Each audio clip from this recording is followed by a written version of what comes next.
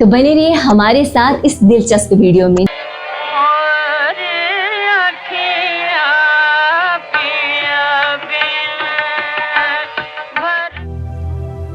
बेगम अख्तर एक ऐसी गायिका जिसने बचपन में ही संगीत की दुनिया में अपना कदम रखते ही लोगों का मन मोह लिया था।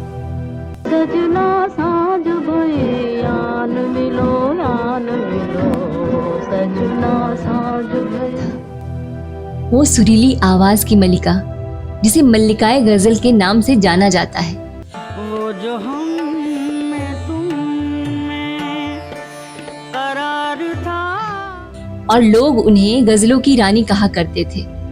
वही है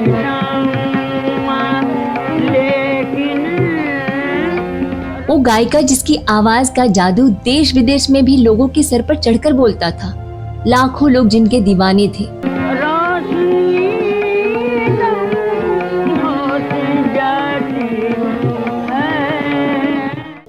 लेकिन दोस्तों, क्या आप जानते हैं कि भारत सरकार ने उन्हें पद्मश्री और पद्म भूषण से सम्मानित किया था, जो कि गायकी के क्षेत्र में अपने आप में बहुत बड़ा सम्मान है।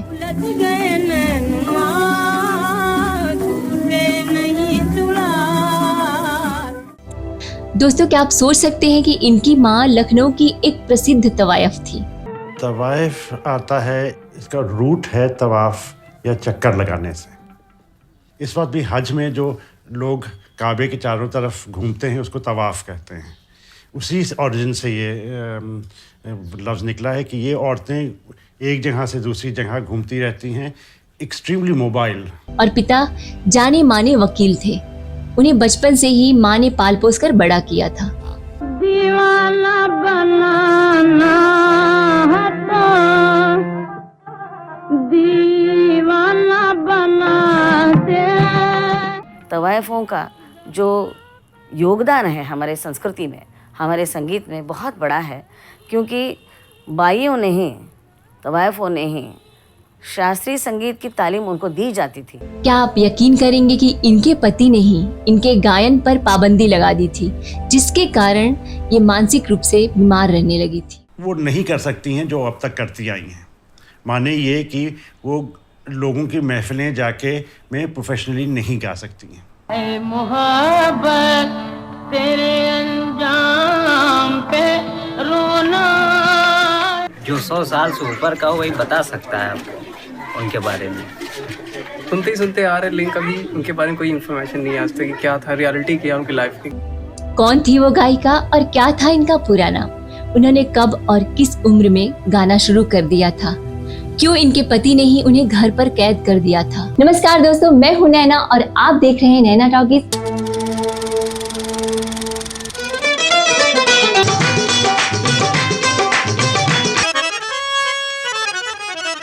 हमरी अटरिया पे आओ संवरिया, देखा देखी बलम होई जाए। बेगम अख्तर का जन्म 7 अक्टूबर 1914 को उत्तर प्रदेश के फैजाबाद शहर में हुआ था।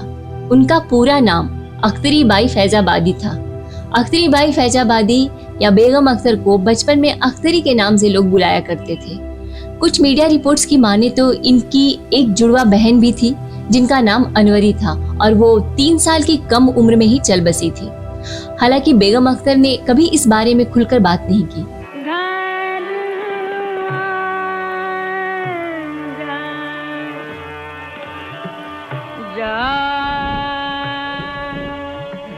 और इनकी माँ मुख्तरी बेगम लखनऊ की एक प्रसिद्ध तवायफ थी। बेगम अख्तर ने पिता अक्सर हुसैन, जो लखनऊ के एक सम्मानित वकील थे, उनकी परवरिश पूरी तरह से उनकी माँ ने की थी। मुख्तरी बेगम अपनी बेटियों के जन्म से पहले ही लखनऊ से फैजाबाद चली गई थी। यहाँ वो फैजाबाद की गुलाब बाड़ी इलाके में रहने लगी। बेगम अख्तर को बचपन में प्यार से बीबी कहा जाता था।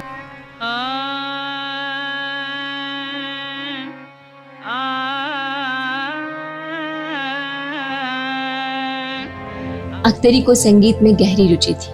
इनकी माँ मुख्तरी बेगम ने जब अपनी बेटी को संगीत में गहरा लगाव देखा तब उन्होंने कच्ची प्रतिभा को तराशने का फैसला किया। बेगम अख्तर जब 7 साल की थी, धा धा धा मा पा मा धा धा धा धा धा मा पा मा। अख्तरी की सफलता में इनकी मां का बहुत बड़ा हाथ था। 7 या 8 साल की उम्र में अख्तरी ने सारंगी वादक उस्ताद इमदाद खान से अपनी प्रारंभिक शिक्षा प्राप्त करनी शुरू की। खान साहब ने इनकी रुचि ठुमरी, दादरा और गजल गायकी में देखी और उन्हें प्रशिक्षित किया। हम कहाँ के दानाते कि सुनल में आता थे। कलकत्ता में उन्होंने मोहम्मद खान, लाहौर के अब्दुल वहीद खान और उस्ताद झंडे खान से शास्त्रीय संगीत सीखा। 15 वर्ष की छोटी उम्र में उन्होंने गाना शुरू कर दिया था। लोग उनकी आवाज से बहुत प्रभावित थे। 1930 के दशक में उन्होंने कुछ हिंदी फिल्मों में काम किया। उन्होंने अपनी फिल्मों के सभी गाने गाए। सत्यजीत रे की फिल्म जलसाघर में उन्होंने शास्त्रीय गायिका की भूमिका निभाई थी। साल 1934 में कलकत्ता के अल्फ्रेड थिएटर में बिहार भूकंप पीड़ितों के लिए धन जुटाने को एक संगीत समारोह आयोजित किया गया था। उस दिन अख्तरी को भी गाने का मौका मिला।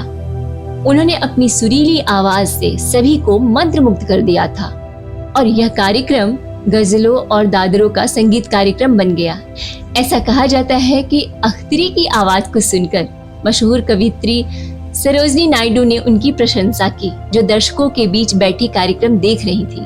बेगम अख्तर कलकत्ता जाने के बाद उनके परिवार की आर्थिक स्थिति डवाडोल हो गई थी। 52 में तो ताल्लुकदारियाँ, ज़मींदारियाँ ये अबॉलिश हो गई, तो ज़ाहिर है इससे इकोनॉमिक डिप्रेशन आया। उन्होंने तब मेगाफोन म्यूजिक कंपनी से एक डील साइन की और उनकी पहली रिकॉर्डिंग मेगाफोन रिकॉर्ड कंपनी द्वारा की गई थी। 1935 में फिल्म जवानी का नशा, नसीब का चक्कर, इन फिल्मों में उन्होंने अपने सभी गाने खुद गाए हैं। साल 1942 में रिलीज हुई फिल्म रोटी में काम भी किया। हमारा फर्ज है कि हम इनकी मदद करें। आप इन्हें रहने के लिए जगह और मिल में नौकरी दे दीजिए। और अगर मैं न दूं तो तुम इन्हें खुद नौकर रख लो। इसके बाद अगले 3 सालों तक उनके गाए गजल रिकॉर्ड रिलीज हुए, जिसमें प्रसिद्ध गजल दीवाना बनाना है तो दीवाना बना मुख्य थी। ये गजल एक बड़ी सफलता थी। यह गजल हिट होने के बाद अख्तरी बाई फैजाबादी तुरंत एक सनसनी बन गई और वो अब एक सेलिब्रिटी बन चुकी थी। इनके फैंस के ऐसे किस्से हैं जो इस गजल को सुनकर सचमुच उनके दीवाने हो गए थे। ऐसा कहा जाता है कि लखनऊ में एक आदमी उन पर इतना फिदा हो गया था कि उनके घर के सामने दीवारों पर कोयलों से बेगम अख्तर का नाम लिख डाला था। थिएटरिया पे आओ संवरिया देखा। प्रसिद्ध निर्देशक महबूब खान ने उन्हें रोटी फिल्म के लिए संपर्क किया। यह फिल्म साल 1942 में रिलीज हुई थी, जिसमें बेगम अख्तर ने 6 गजलें गाई थी। दुर्भाग्य से निर्माता और निर्देशक के बीच कुछ तनाव के कारण 4 गजलें हटा दी गई। फिल्म को सभी ने खूब सराहा।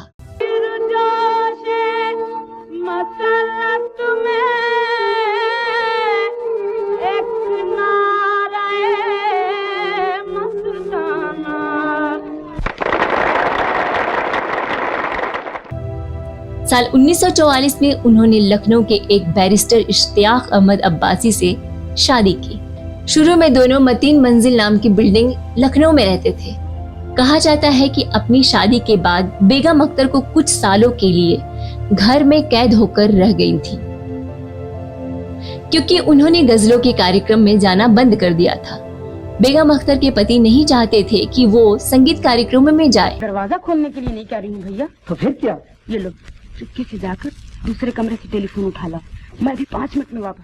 अपने एक इंटरव्यू में बेगम अख्तर ने अपने पति के बारे में कहा था कि मैंने उनके लिए सब कुछ छोड़ दिया, लेकिन उन्होंने मेरे लिए कुछ भी नहीं छोड़ा, और बताया मुझे किसी भी कार्यक्रम में या सभा में जाने की अनुमति नहीं थी। साल 1948 में बेगम अख्तर के लिए ऑल इंडिया रेडियो लखनऊ ने 1.5 घंटे का कार्यक्रम रिकॉर्ड किया। सुनने वालों को बेगम अख्तर का सलाम। आज तक मैं आपके सामने सिर्फ एक गायिका के रूप में ही हाजिर हुई हूँ। आपसे बातें करने का मौका तो मुझे पहली बार ही मिला है। रेडियो ने उन्हें एक सम्मानजनक मंच प्रदान किया। इसलिए ये कहे बगैर नहीं रह सकती कि मैं बेहद खुशनसीब हूँ जो ऐसे मुल्क में मैंने जन्म लिया जहाँ की फ़ज़ाएं संगीत से मुअत्तर हैं। देश की आज़ादी के बाद यह राष्ट्रीय संस्कृति को बढ़ावा देने के लिए रेडियो जनादेश बन गया। ऑल इंडिया रेडियो की संगीत उत्कृष्टता की ग्रेडिंग प्रणाली में उन्हें ए ग्रेड से सम्मानित किया गया, जो हल्के शास्त्रीय संगीतकारों के लिए बड़े सम्मान की पेशकश की थी। इस प्रकार उन्हें आकाशवाणी लखनऊ और दिल्ली के माध्यम से संगीत की दुनिया में वापसी करने में सफलता हासिल हुई और उनकी आवाज पूरे देश में फैल गई। वह साल 1949 में गायकी की दुनिया में दोबारा लौट आई। बेगम अख्तर को प्रसिद्ध संगीत निर्देशक मदन मोहन ने 2 फिल्मों जो कि 1953 में आई, दाना पानी और एहसान में गाने के लिए राजी किया था। भर भर आए और आँखें। उन्होंने अमीना, मुमताज बेगम और जवानी का नशा, नसीब का चक्कर जैसी फिल्मों में काम किया। उन्होंने एक दिन का बादशाह जो कि 1933 में आई, नल दमयंती, मुमताज बेगम जो कि 1934 में आई, अमीना 1935 में आई, नसीब का चक्कर ये भी 1935 में आई जैसी फिल्मों में एक गायिका की भूमिका निभाई। बेगम अख्तर एक मखमली आवाज वाली गजल गायिका थी और उन्हें मल्लिकाए गजल या गजलों की रानी कहा जाता था। बेगम अख्तर को मल्लिकाए गजल की उपाधि दी गई।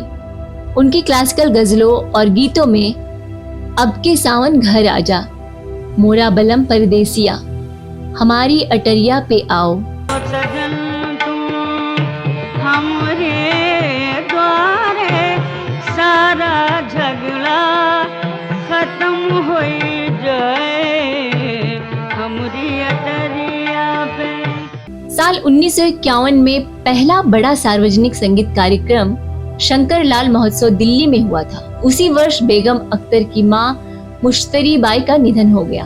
अपनी मां को खोने के गम ने बेगम अख्तर को बहुत ज्यादा शारीरिक और भावनात्मक दर्द दिया। इससे पहले एक बार अपनी शादी के बाद उन्होंने गाना छोड़ दिया था, लेकिन जब उनकी मां की मृत्यु हो गई तब वो इस बात से इतनी ज्यादा दुखी हो गई कि वह अपनी मां की कब्र पर बैठकर घंटों रोती थी। साल 1961 में उन्हें अखिल बंगाल संगीत सम्मेलन में बेगम अख्तर को गजल कार्यक्रम के लिए आमंत्रित किया गया था, जिसे उनके सबसे यादगार प्रदर्शनों में जाना जाता है। उसी वर्ष उन्होंने भारतीय उच्चायोग के विशेष निमंत्रण पर पाकिस्तान का दौरा किया और कराची में गणतंत्र दिवस का गायन प्रस्तुत किया। साल 1963 में उन्होंने अफगानिस्तान की यात्रा की, जहां राजा ने उन्हें दिल खोलकर पुरस्कृत किया। साल 1967 में उन्होंने कार्यक्रम करने के लिए सोवियत संघ की यात्रा भी की। 1969 में गालिब की शताब्दी समारोह में प्रदर्शन बेगम अख्तर के लिए सबसे महत्वपूर्ण संगीत कार्यक्रमों में से एक था। बेहजाद लखनवी बेगम अख्तर के सबसे करीबी कवियों में से एक थे, इस हद तक कि उन्होंने उन्हें ध्यान में रखकर कविताएं लिखी। उनकी कविता दीवाना बनाना है तो दीवाना बना दे बेगम अख्तर को शुरू के दिनों में महत्वपूर्ण भूमिका निभाई थी। दीवाना बनाना है तो दीवाना बना दे। गालिब, मीर, जिगर, फैज, कैफी, शकील और शमीम सहित उस दौर के कवि और गजल रूप के उस्ताद बेगम अख्तर के पसंदीदा थे। वह फिराक गोरखपुरी को भी बहुत पसंद करती थी। कहा जाता है कि सबसे चर्चित जुड़ाव रामपुर के नवाब रजा अली खान से था, जो साहित्य और संगीत के पारखी थे। ऐसा माना जाता था कि वह अख्तरी से प्यार करते थे। उसने उन्हें अस्थायी रूप से अपने दरबार में रहने के लिए मनाने की कोशिश की। हालांकि अख्तरी को एक स्थान पर बंधे रहना और केवल एक श्रोता के लिए गाना मुश्किल लगता था, और यही वजह था कि बिना किसी को बताए वो रामपुर छोड़कर चली गई। बेगम अख्तर को उनके बहुत से शिष्य प्यार से अम्मी कहकर बुलाते थे।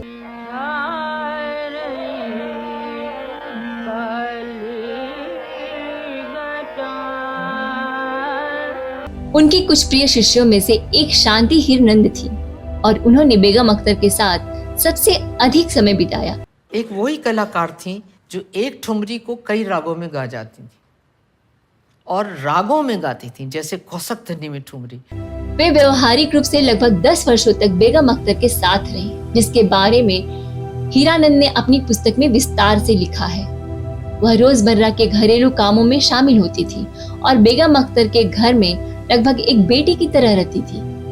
उनकी बाद के छात्रों में प्रमुख रूप से रीता गांगुली और रेखा सूर्या शामिल थी। बेगम अख्तर को गजल गायकी और उनके योगदान के कारण मल्लिकाए गजल की रानी माना गया है। मेरे ख्याल से गायकी का जो मकाम है वो सिर्फ इतना है, फिल्मी म्यूजिक हो या क्लासिकल म्यूजिक हो या कोई हो, अगर हमारे दिल पे उसका असर होता है तो हम उसके कायल हैं। अगर असर नहीं होता तो चाहे वो गुलाम अली खां बैठ के गाएं, चाहे अमीर खां बैठ के गाएं, हमारे लिए बराबर। साल 1968 में उन्होंने भारत सरकार द्वारा पद्मश्री से सम्मानित किया गया, जो चौथा सर्वोच्च नागरिक पुरस्कार है। उन्हें 1972 में संगीत नाटक अकादमी द्वारा विशिष्ट कलाकार पुरस्कार से भी सम्मानित किया गया था। मरणोपरांत उन्हें साल 1975 में पद्म भूषण से भी सम्मानित किया गया था, जो तीसरा सर्वोच्च नागरिक पुरस्कार है। बेगम अख्तर की विरासत उनके निधन के 40 साल बाद भी जीवित है।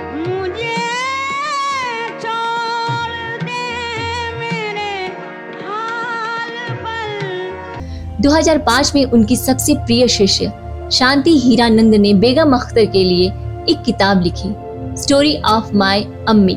जैसे उन्होंने शोहरत देखी बचपन में, एंड तक उनके साथ हमसे कहती थी, बेटा जो मैं थी वो मैं हूँ।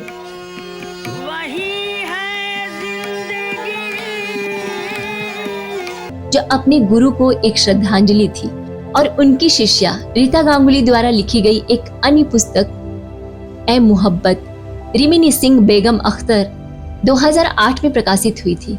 एक प्रसिद्ध कला समीक्षक एस कालिदास ने 1994 में एक वृत्त चित्र बनाया। 2009 में उन्होंने बेगम अख्तर लव्स ऑन वॉइस नाम की एक पुस्तक लिखी। वर्ष 2014 और 15 को बेगम अख्तर शताब्दी स्मरणोत्सव के आधिकारिक वर्ष के रूप में घोषित किया गया था। ये तेरी नवाज़िशे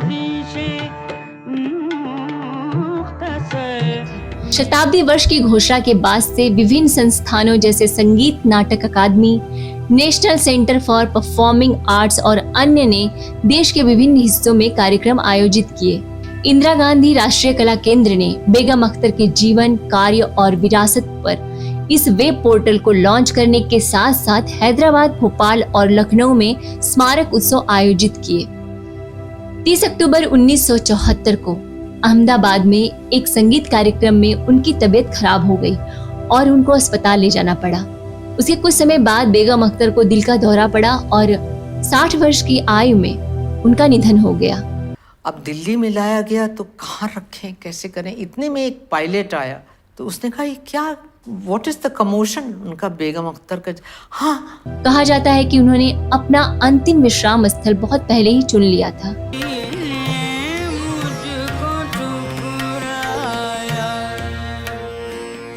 अपनी माँ की कब्र के बगल में खूबसूरत आम के बगीचे में अपने पति अब्बासी साहब सहित कई प्रशंसकों और शिष्यों ने उन्हें अंतिम विदाई दी। उनकी कब्र पर लिखा है, बेगम इश्तियाक अहमद अब्बासी।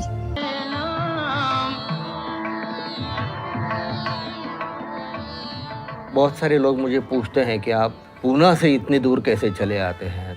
कुछ रूहानी रिश्ता है उनका हमारा। तो दोस्तों, कैसा लगा आज का वीडियो? उम्मीद करती हूँ कि पसंद आया होगा। अगर पसंद आया हो तो प्लीज़ वीडियो को लाइक कीजिए और हाँ, अगर कोई सुझाव हो हमें कमेंट बॉक्स में ज़रूर बताएं। तो मिलती हूँ आप सबसे अगले वीडियो में। तब तक रखिए अपना ख्याल। नमस्कार।